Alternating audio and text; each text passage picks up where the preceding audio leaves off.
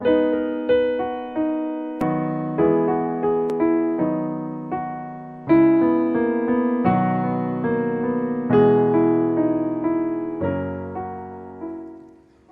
a continuar con nuestra carta de Efesios capítulo 6. Efesios capítulo 6 y el versículo es el versículo 9.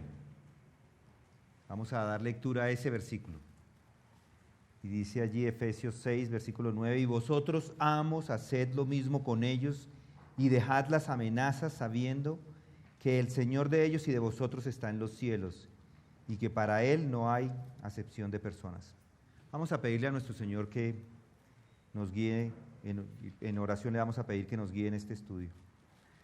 Padre, Dios Todopoderoso, Dios y Señor de este universo, te pedimos a ti en este momento que estas palabras que acabamos de leer sean de bendición para cada uno de los que nos encontramos acá, que sean usadas por medio de tu Espíritu para transformar nuestras vidas, que sean para cambiar de acuerdo a la imagen de tu Hijo Jesucristo.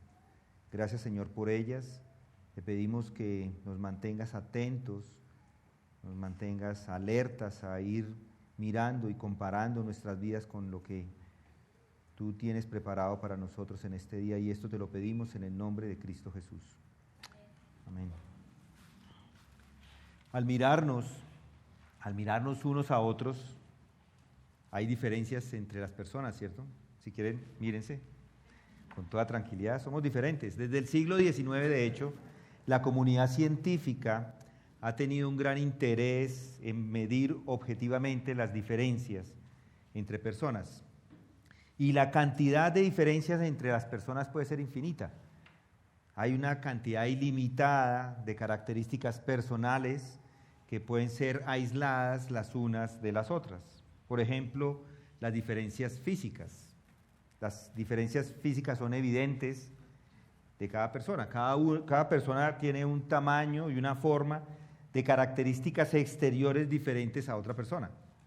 Hay diferencias en el color de los ojos, la altura, el tamaño de las orejas, la nariz y otras más. Y también hay diferencias entre los órganos internos del cuerpo. El corazón y los pulmones, por ejemplo, son diferentes de unos a otros. Para mí es clarísimo. Cuando voy subiendo a patios veo unos que tienen un corazón y unos pulmones de este tamaño porque pasan volados. Hay diferencias de personalidad. Este es posiblemente el tipo de diferencia más popular. Hay personas alegres, extrovertidos, habladores, callados. Hay diferencias en inteligencia. La inteligencia está definida como el conjunto de habilidades que intervienen directamente en la resolución de problemas en tiempo real, y a eso se le llama el cociente intelectual, y se obtiene mediante un test de inteligencia. Sin embargo, algunos otros investigadores han propuesto que existen diferentes o variados tipos de inteligencia, no una sola. Hay la teoría de las inteligencias múltiples, inteligencia creativa, inteligencia práctica o inteligencia analítica. Otros dicen que existe la inteligencia convencional o la inteligencia emocional, y todas ellas tienen que ver con la capacidad de comprender sentimientos y emociones tanto de la persona como las ajenas. Hay diferencias también en el tema de la sexualidad, por supuesto, hombres y mujeres son diferentes. En general hay diferencias entre los seres humanos. Y el mismo Pablo, él mismo nos da un tipo de diferentes o de diferencias de las personas, según el rol que cada uno juega dentro de la familia y dentro de la sociedad. A los ojos de Dios todos somos iguales, pero de acuerdo al rol no. Las esposas tienen un rol diferente a los esposos, así como los hijos tienen un rol diferente a los padres. Y el tema que hemos estado tratando, el rol de los esclavos, es diferente al rol de los amos. Y sin importar las diferencias evidentes en estos grupos, Pablo, inspirado por el Espíritu Santo, escribe de forma equilibrada y perfecta y trata con completa justicia cada uno de estos roles diferentes. En ese sentido, por supuesto, la Escritura es única.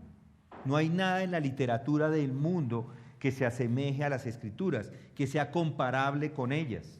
Y las Escrituras de principio a fin muestran ese equilibrio perfecto. Nunca se puede decir que la Escritura es injusta a pesar de las diferencias entre las personas. Por eso lo ha hecho así el apóstol. Él primero le habla a los esposos, a las esposas, a los hijos, a los padres, y también lo está haciendo de la misma forma con los amos y con los siervos.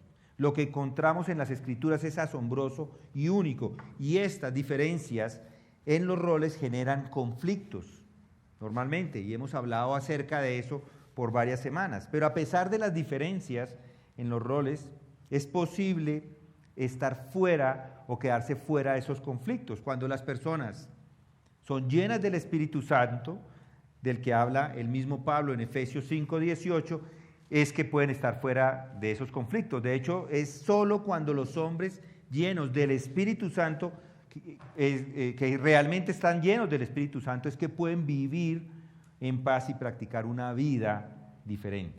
Las personas, es cierto, todas son iguales a los ojos de Dios, pero con roles diferentes.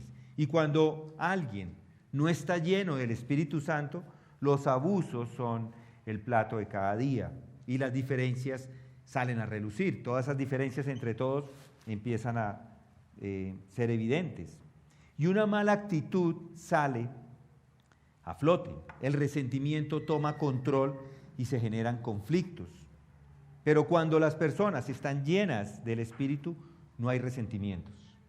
Resentimiento es ese sentimiento intenso y duradero de queja. Es un sentimiento de hostilidad o aversión hacia la persona que le ha causado un daño. El resentimiento lo lleva a ser desagradable con aquellos, con los responsables de su desgracia. El resentimiento es una maldición en esta vida. Es la principal causa de problemas en todas las relaciones. Todos los esfuerzos de los hombres por resolver los problemas se ven obstaculizados por el resentimiento. Y se encuentra el resentimiento en ambos lados de los roles. Lo encuentra del lado de los sirvientes y lo encuentra del lado de los amos. Los hombres naturales, los que no han creído, los hombres naturales nunca pueden resolver estos problemas porque cada hombre vive y para sí y solo ve su propio lado. El resentimiento surge a causa del egoísmo y esa actitud es opuesta a estar llenos del Espíritu. Pero cuando los hombres están llenos del Espíritu, si hay una disputa, entonces hay esperanza, porque ambos están animados a resolverla y están gobernados por ese deseo común. Eso es exactamente lo que el apóstol le preocupa en estos textos y lo que él quiere mostrar en estos versículos. Él está diciendo específicamente a los amos estas palabras, les dice: amos, haced lo mismo con ellos y dejad las amenazas, sabiendo que el Señor de ellos y de vosotros está en los cielos y que para Él no hay acepción de personas. Versículo 9. Una observación interesante de ese texto es que todo lo que Pablo ha estado diciendo a los esclavos del capítulo 6, versículos 5 al 8, es igualmente aplicable a ustedes que son amos. Dice: amos, haced lo mismo con ellos. Ese es el secreto del cristianismo. Las Escrituras nos llevan a todos, sin importar el rol, a la misma posición. Todos estamos acá, amos y siervos, y todos estamos con el mismo denominador común. Todos somos pecadores. Todos estamos bajo condenación. Todos somos unos fracasados y no hay diferencia. No hay distinción entre griego y judío, circunciso e incircunciso, bárbaro, escita, esclavo o libre, dice Pablo en Colosenses 3:11. Todos han pecado y están destituidos de la gloria de Dios. Pero Cristo es todo y en todos, dice él mismo en Colosenses 3:11. Todos tenemos al mismo Salvador, al mismo Dios. Para todos es la misma salvación. Y noten lo que dice ahí en el versículo 9. Pablo se vuelve a los amos y les dice: amos, haced lo mismo con ellos. ¿Sí notan? No hace un llamado diferente. A pesar de que son diferentes en sus roles, cada uno tiene su rol, Pablo les dice que los sirvientes, los siervos, los esclavos y amos deben hacer lo mismo. ¿Y qué es hacer lo mismo? No es hacer exactamente lo mismo que los esclavos o los empleados. Eso sería ilógico. Pero sí hacerlo con el mismo espíritu de integridad, de sinceridad, de dedicación, de buena voluntad. Los amos deben actuar como si sirvieran a Jesucristo en el rol en el que se encuentran. El mismo Pablo se los dice a los colosenses. En el versículo 1 del capítulo 4 les dice: amos, tratad con justicia y equidad a vuestros siervos, sabiendo que vosotros, es decir, ustedes los amos, también tenéis un Señor en el cielo. Entonces, haced todo en el mismo espíritu. Tienen que hacerlo como lo hacen los siervos. Noten ahí el versículo 5, como a Cristo, así deben hacer igual los amos. Como siervos de Cristo, versículo 6, haciendo de corazón la voluntad de Dios. Versículo 7, como al Señor y no a los hombres. Lo deben hacer así los amos porque es la manera de servir al Señor. Y luego dice: y dejad las amenazas. En el caso de los esclavos, en el versículo 6, se les dice: no para ser vistos como los que quieren agradar a los hombres. Ese era el peligro particular de los esclavos en ese lugar, en ese momento. Servir para el ojo, hacer las cosas para el ojo de sus amos, hacer el mínimo de trabajo y aprovecharse de cada situación. Pero ¿cuál es la tentación particular del hombre del otro lado, de los amos? Las amenazas. Así que Pablo añade: y dejad las amenazas. Uno de los peligros que enfrenta un hombre en esta posición de amo, su mayor peligro es convertirse en culpable de amenazar. Y sabemos que el amo cristiano no debe tratar a su siervo con crueldad, no debe azotarlo, golpearlo, pisotearlo, pero el cristianismo inclusive va mucho más allá. No solo no debe hacer estas cosas, dice Pablo, sino que además ni siquiera debe amenazarlos. Nunca debe mostrar un espíritu hostil hacia ellos. Amenazar no significa advertirles de lo que les pueda pasar o de un daño que les pueda pasar por si no hacen como él piensa que deben hacer. Las amenazas eran por lo general una amenaza a golpearles si no hacían lo que se les pedía. Si eran esclavas, las amenazas tenían que ver con la sexualidad, había acoso sexual. La amenaza de venderles. Y si les vendían, les tocaba dejar su familia, dejar sus amigos. Pero ojo, la idea no era quitarles el castigo cuando se lo merecían, era tratarlos con integridad, sinceridad y bondad. Nunca deberían seguir recordándoles que son esclavos y que ellos eran los jefes, porque eso también es una forma de amenazar. Nunca usar expresiones como: yo soy aquí el que manda. Hemos escuchado algunas de esas, ¿no? Y además hay amenazas no verbales que también podían usar. Es posible amenazar a las personas sin decir una palabra, sin decir nada en absoluto. Una mirada dura es suficiente para amenazarles. O un comportamiento hosco en general puede equivaler a amenazar. Inclusive no hablarles puede ser una forma de amenaza. Yo recuerdo un jefe que fue muy especial conmigo, pero llegó un momento en que no me hablaba más, no me habló nunca más. Y simplemente acercarme a él me sentía amenazado. Y eso no está bien. Nunca deben mantenerlos en su posición de subordinación. Nunca hacerles saber que es ahí donde pertenecen y que van a ser mantenidos ahí. O decirles: tenga cuidado, tenga cuidado. Todo eso es una amenaza. Y todo esto se puede hacer aunque no levante ni siquiera la mano, o maldiga o grite. El amo cristiano, dice el apóstol, nunca debe comportarse de esa manera. Y una ilustración de cómo debe, por el contrario, obrar correctamente, nos la da el mismo Pablo en su carta a Filemón, a quien le dice que reciba de vuelta a su esclavo Onésimo, no solo como esclavo, sino ahora como un hermano amado. Esa es la relación que debe existir entre el siervo y el amo. Nada de amenazas. Nunca el amo debe aprovechar su posición para aplastar el espíritu de quien le está sirviendo. Y Pablo nos da dos razones para no hacerlo. Las dos razones las encontramos en el versículo 8 y el que nos queda, o la porción que nos queda del versículo 9. El apóstol da dos razones y la primera es esta. Noten el versículo 8. Sabiendo que cualquier cosa buena que cada uno haga, esto recibirá del Señor, sea siervo o sea libre. Acá está la razón. Y la razón es que debe obrar correctamente con los subalternos porque Dios les recompensará. Esa es la motivación. En el versículo 5 y los siguientes, Pablo se dirige a los siervos. Y si notaron el versículo 8, se dirige a siervos y libres. Sea siervo o sea libre. O sea que es lo mismo para los dos. Es decir, que su mayor ambición en la vida, su motivación principal debe estar centrada en esta recompensa.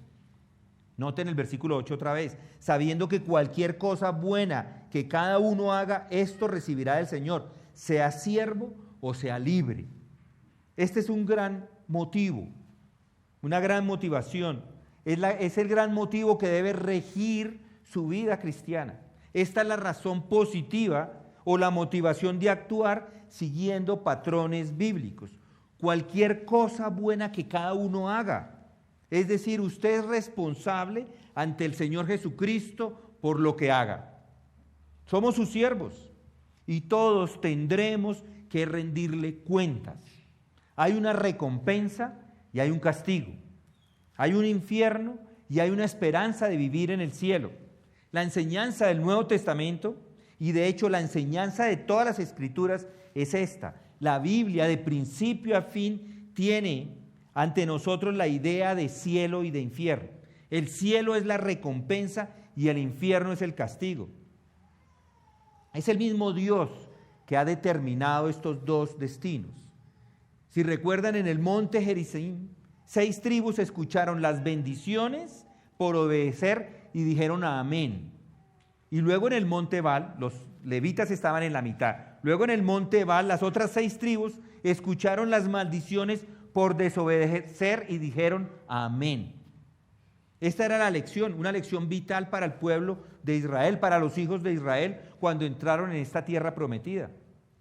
Y luego nuestro Señor mismo enseña esta verdad. Vengan conmigo a Lucas capítulo 12. Lucas capítulo 12.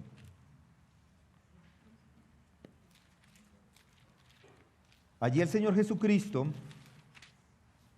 nos enseña esta verdad. Lucas capítulo 12 y el versículo 42.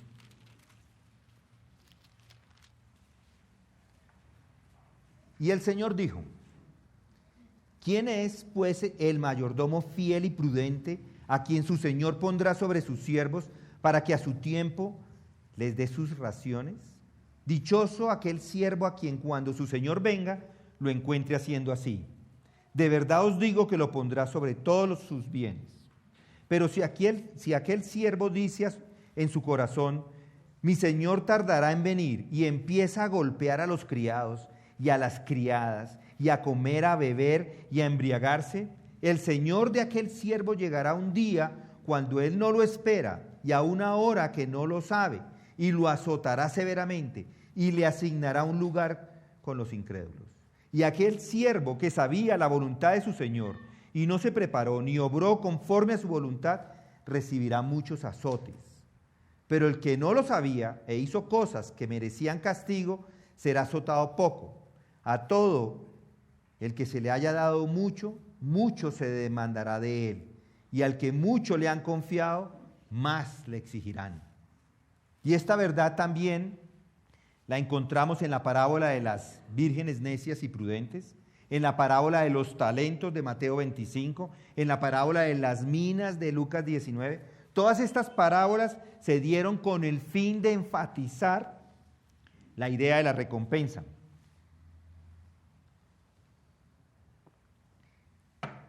En 1 Corintios capítulo 3, vengan conmigo, 1 Corintios capítulo 3,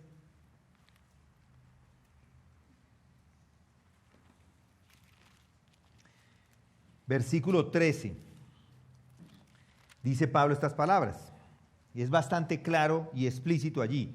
La obra, dice, la obra de cada uno se hará evidente, porque el día la dará a conocer, pues con fuego será revelada. El fuego mismo probará la calidad de la obra de cada uno.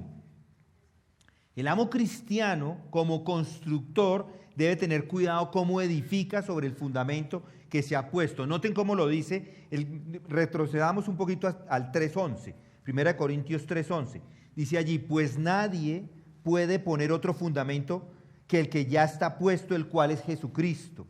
Ahora bien, si sobre el fundamento alguno edifica con oro, plata, piedras preciosas, madera, heno, paja, la obra de cada uno se hará evidente, porque el día la dará a conocer, pues con fuego será revelada. El fuego mismo probará la calidad de la obra de cada uno. Si permanece la obra de alguno que ha edificado sobre el fundamento, recibirá recompensa. Si la obra de alguno es consumida por el fuego, sufrirá pérdida. Sin embargo, él será salvo, aunque así como por fuego. De nuevo Pablo, en 2 Corintios capítulo 5, 2 Corintios capítulo 5, versículo 9. Por eso, ya sea presentes o ausentes, ambicionamos serle agradables.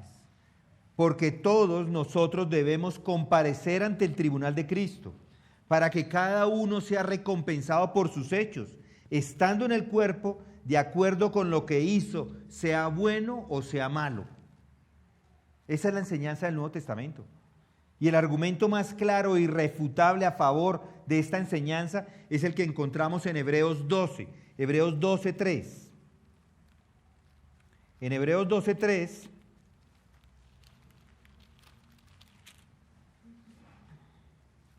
dice, puesto los ojos en Jesús, 12:3 es, considerad pues a aquel que soportó tal hostilidad de los pecadores contra sí mismo. ¿A aquel quién es? Es Jesucristo. Para que no os canséis ni os desaniméis en vuestro corazón. Él soportó todo esto porque él conocía cuál era el futuro. Él sabía qué le esperaba. Y él es un ejemplo para que no se desanimen. Y él quiere que le miremos a él. Noten ahora sí el versículo 2.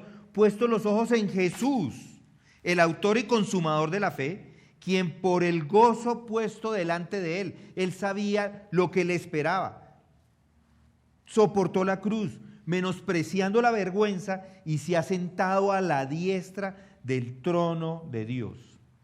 El gozo puesto delante de él fue lo que le ayudó, fue lo que le sostuvo.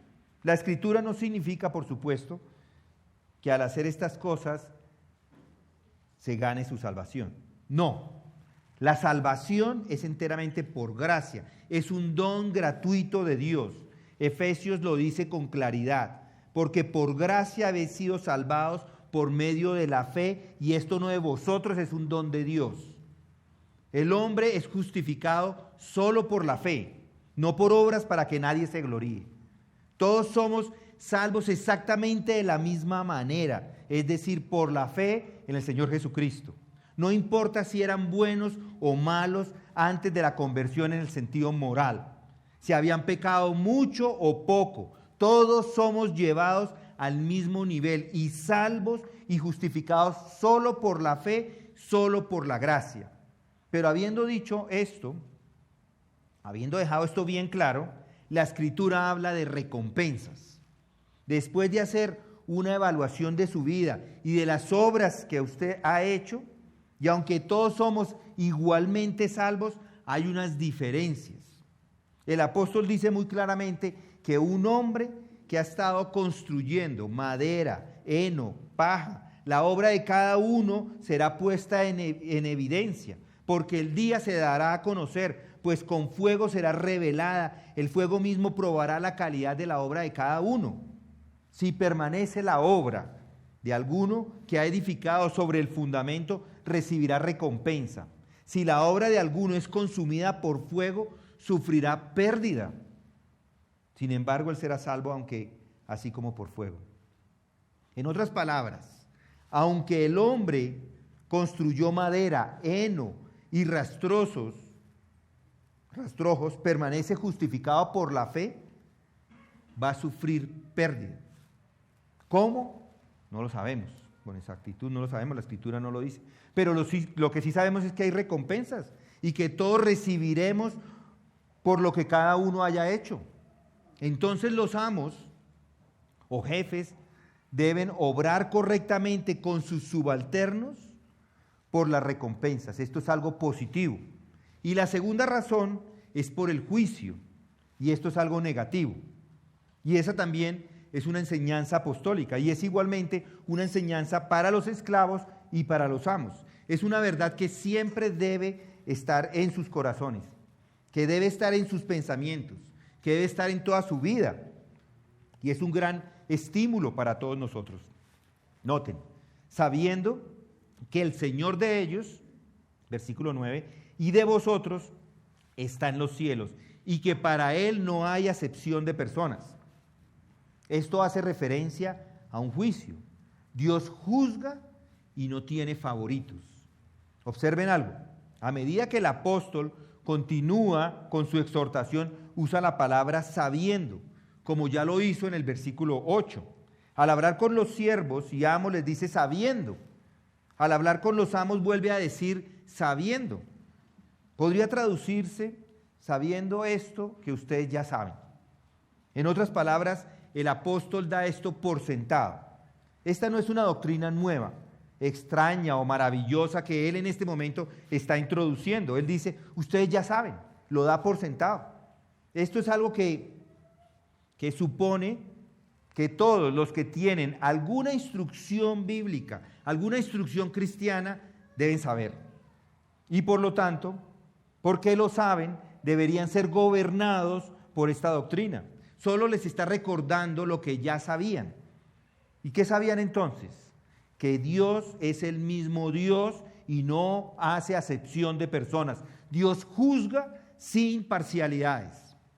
La motivación para los amos es que traten con integridad a sus esclavos, porque ellos mismos también tienen un amo y son responsables a ese amo que se encuentra en el cielo.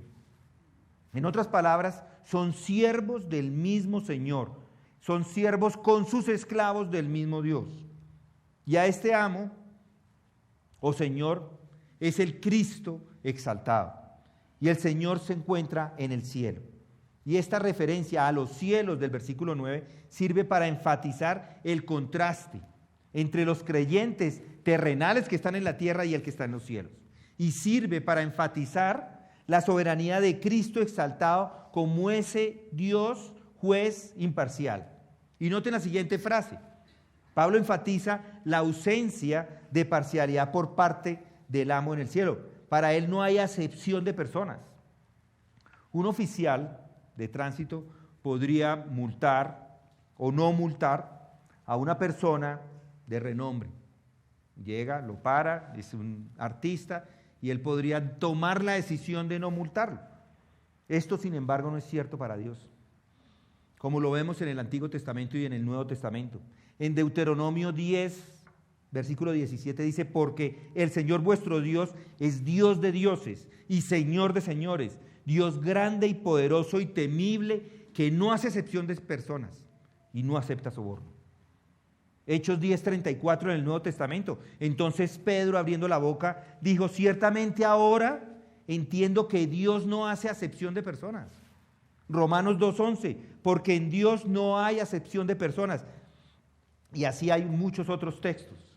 Pablo entonces exhorta a los esclavos, ha exhortado a los esclavos a que no sirvan simplemente para impresionar. Y ahora Pablo exhorta a los amos a que no usen su poder para amenazar. Y por el contrario, les dice que ambos deben tener en cuenta que serán juzgados por el mismo amo celestial y sin un trato preferencial con respecto a las estatus social o clases sociales. Colosenses 3:25 lo dice, porque el que procede con injusticia sufrirá las consecuencias del mal que ha cometido, y eso sin acepción de personas. Los amos serán juzgados sin parcialidad por sus malas acciones. Vivimos en un mundo lleno de injusticias, pero debes saber que Dios juzgará con responsabilidad sin acepción de personas. Este mundo no es estable ni eterno, es temporal. Este mundo está temblando constantemente. Hay terremotos y eso para mí es que la tierra tiembla ante la presencia del Señor. Job dice Él es el que sacude la tierra de su lugar y sus columnas tiemblan. Hasta la tierra tiembla ante el Señor. El mundo va a desaparecer. Vean, lo único que es cierto y duradero es el juicio. Todos serán juzgados. Y especialmente los amos deben mantener esto en sus mentes, dice el apóstol. A ellos les habla acerca de esto. Pablo les quiere hacer recordar que allí en el cielo está alguien que está por encima de ellos, sobre todo, Él está sobre todo y Él no cambia, lo controla todo y es su amo, nuestro Señor Jesucristo. Él es su amo. Él es también vuestro Señor, sabiendo que el Señor de ellos y de vosotros está en los cielos y para Él no hay acepción de personas. Él es el Señor de señores, Él es el Rey de reyes, Él es el supremo juez, tanto de este mundo como del mundo venidero. ¿Recuerdan Mateo 28:18? Toda autoridad me ha sido dada en el cielo y en la tierra. Y por Él todas las cosas fueron hechas por medio de Él, y sin Él nada de lo que ha sido fue hecho, hablando de Jesucristo en Juan 1:3. Recuerde entonces que va a ser juzgado. Hoy he tratado de mostrar que si bien el cristianismo habla en estos términos, no destituye ni quita inmediatamente todas las divisiones y distinciones, pero sí nos hace mirarlos de una manera correcta y ponerlos en una perspectiva correcta y así manejarlos para que no causen problemas, infelicidad y miseria. Amos y esclavos deben darse cuenta juntos de que si no reverencian al Señor, no les servirá de nada ese gran día decir que fue esto o que fue aquello, que fue importante o sin importancia, que fue el presidente o que fue el esclavo. Nada de eso contará en absoluto. Y el mundo terrenal no lo sabe. Y no puede esperar que lo sepa. No puede saberlo hasta que tenga esa mente de Cristo. Y para todos los que dicen ser cristianos, para ellos seguir dando significado o importancia a estas cosas, seguir diciendo que es importante o que no lo es simplemente negar la fe. Si piensa y vive como lo hacen los demás y no pone en práctica los principios cristianos, las personas que le van a observar dirán, pero ¿qué diferencia hay con este hombre? ¿Qué diferencia hay? Se está comportando exactamente como lo hacía antes. ¿Dónde entra el cristianismo? Pero cuando cuando el mundo ve al amo y al siervo hablándose como si fueran hermanos, adorando juntos y orando juntos, dice, ¿qué es esto? Nunca antes había visto que esto sucediera, esto es único. Y así comienzan a preguntar, y el amo y el esclavo pueden responderle y decir juntos, esto se debe a que somos hombres nuevos en Cristo Jesús. Las cosas viejas pasaron, he aquí todas las cosas son hechas nuevas. Todavía estamos económica y socialmente en las mismas posiciones relativas que antes, pero somos uno en Cristo. Y eso es lo que importa. Y sabemos que vamos a pasar nuestra eternidad juntos, los unos con los otros. En Él, todas nuestras distinciones y divisiones humanas y terrenales son completamente irrelevantes. Finalmente se trata de eso. El cristiano es aquel que sabe esto y sabe que estaremos delante de este bendito Señor y estaremos en un juicio. Hoy hemos visto que hay una recompensa y que hay un juicio, y por esto debe actuar con bondad con los esclavos. Esa debería ser la consideración primordial en todo su pensamiento y comportamiento general en todos los aspectos, porque todos nosotros debemos comparecer ante el tribunal de Cristo, para que cada uno sea recompensado por sus hechos, estando en el cuerpo, de acuerdo con lo que hizo, sea bueno o sea malo. Antes de llegar a ese momento del juicio, ¿no ha recibido mucho en esta vida? ¿No es así? Hemos recibido cantidades de Él. Servimos a un Señor que es muy generoso y muy justo, y Él le recompensa y le anima. ¿Hay algo en la vida, en el mundo entero, comparable a su sonrisa por nosotros? ¿Algo comparable a esa expresión de satisfacción por ustedes? Pero especialmente piense en todo esto en términos de ese juicio final. Cuando termine su vida, esté frente a Él. Piense en la recompensa y en el juicio. Y no lo entendemos completamente todo, porque las Escrituras nos dan suficientes detalles al respecto. Y obviamente no estamos destinados a saberlo todo con exactitud, pero sí sabemos lo que está escrito y siempre debemos ser conscientes de ello. El mismo apóstol Pablo, en medio de su predicación acerca del reino de Dios, nos dice esta verdad: todos van a estar ante el tribunal de Cristo y van a dar cuentas de las obras hechas en el cuerpo. A menudo me sorprende la forma en que los cristianos se atreven y se aventuran a hacer ciertas cosas, y a veces también la forma en que no hacen ciertas cosas. Muchos parecen imaginar que porque creen y ya son salvos, ahí ya terminó. Eso es todo. Olvidan por completo el asunto de las recompensas. Continúan haciendo lo mínimo en el reino de Dios, continúan haciendo lo mínimo en la iglesia. Solo como un ejemplo, acá en nuestra iglesia a veces es difícil conseguir ayuda. Mandamos un email o un texto, ¿quién nos puede ayudar? Y no contesta nadie. Deberían todos lanzarse de narices a decir, yo quiero participar, porque eso le va a dar recompensa. Si todos tuvieran claro, yo creo que es que no lo tienen claro y por eso estamos hoy acá. Si todos tuvieran claro esto, las recompensas y el juicio, todo el mundo debería estar alzando las manos, porque lo tienen claro. Ahora ya lo saben. Ahora ya lo saben. Deberían pelearse por servir. Yo me pregunto, ¿no será que no lo saben? Puede ser, no lo sepan, pero ya lo saben. Deben saberlo. Aquí lo está diciendo, sabiendo, dice, sabiendo. Es algo que ya ustedes deberían conocer.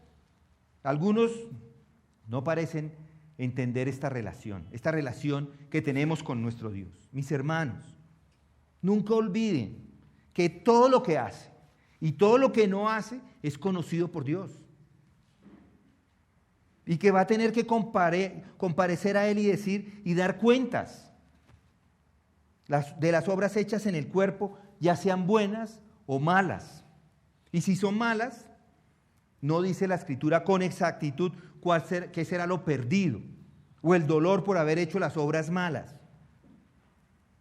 Pero por más de que sea salvo, va seguramente a sentirse triste por sus maldades. No dice la Escritura cómo, pero yo me imagino como cuando un ser querido le mira defraudado cuando no cumple con lo que se compromete. Una sola mirada para hacerle sentir que no lo hizo bien. Tal vez no hay castigo, pero la mirada es suficiente.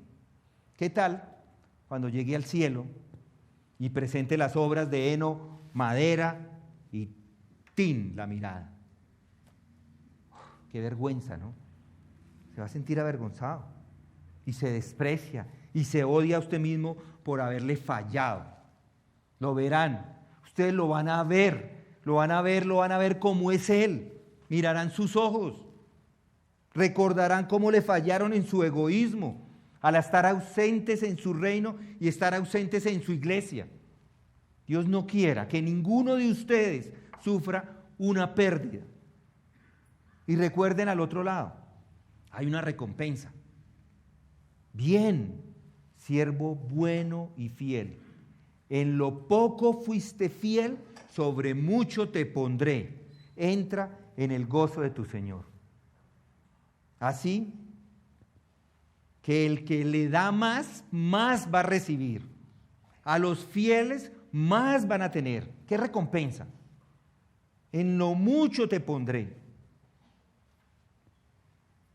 Es concebible que pueda haber algo más maravilloso que simplemente escuchar estas palabras de Él. Bien, buen, siervo bueno y fiel, en lo mucho, en lo poco fuiste fiel, sobre mucho te pondré. Entra en el gozo de tu salvación, entra en el gozo de tu Señor. Si confía en Él, si honra su confianza, si aumenta su don, si es un administrador maravilloso, si es un buen siervo en la iglesia, en lo mucho te pondrá. Él mira hacia abajo, desde el cielo hacia abajo, y se enorgullece de usted mientras lo hace. Y le va a decir, entra en el gozo de tu Señor.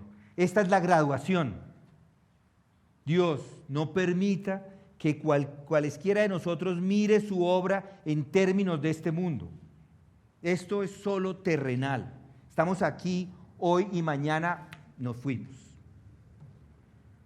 Lo que importa es que le veremos cara a cara. Todos deberemos comparecer ante el tribunal de Cristo para recibir las cosas hechas en el cuerpo, ya sean buenas o sean malas. Por lo tanto, digamos, como el gran apóstol lo dice, por tanto, conociendo el temor del Señor, persuadimos a los hombres, pero a Dios somos manifiestos. Implementen esta enseñanza con respecto a los esclavos y amos, a los hijos y a los padres, los esposos y las esposas, y cualquiera que sea la relación, sabiendo del temor del Señor. Viva para Él, viva para su gloria. Recuerde siempre que ese es el reino que realmente importa. Este mundo, aunque transitorio y pasajero, sin embargo, tiene una influencia sobre ese otro reino y determina si sufrirá pérdida o recibirá una gran y maravillosa recompensa. Por lo tanto, viva siempre a la luz de la eternidad. Viva como sabiendo que siempre está bajo la mirada y en la presencia de nuestro amo que está en el cielo, nuestro Señor Jesucristo. Y para concluir toda esta sección, en toda esta sección encontramos unas instrucciones dadas. Y son esas instrucciones dadas la fórmula de Dios para el sabio caminar de los cónyuges, de los hijos, de los padres, de los amos, de los esclavos. Cada uno de ellos debe ser llenado por el Espíritu a fin de llevar a cabo consistentemente estas exhortaciones. Este concepto se mostrará aún más en los versículos siguientes, donde Pablo aborda la situación actual de todos los creyentes en este mundo malvado, donde los ataques inminentes del diablo son un peligro constante. Él introduce la armadura espiritual necesaria para que los creyentes se involucren efectivamente en esta batalla contra la maldad espiritual. Y de esto empezaremos a hablar la semana entrante. Vamos a orar. Padre, gracias te damos por este momento que hemos podido meditar en estas verdades que son para nosotros claras y nos ayudan a cambiar nuestro comportamiento, Señor. para aquellos que son jefes, para aquellos que son los que tienen el control sobre otras personas. Yo te pido, Señor, que estas palabras que acabamos de escuchar les transformen, les cambien, les ayuden a ver con claridad cuál es su rol, cuál es su actitud, qué deben hacer en este mundo para obtener esa recompensa y no recibir la pérdida de la que nos habla el apóstol. En el nombre de Cristo oramos estas cosas. Amén.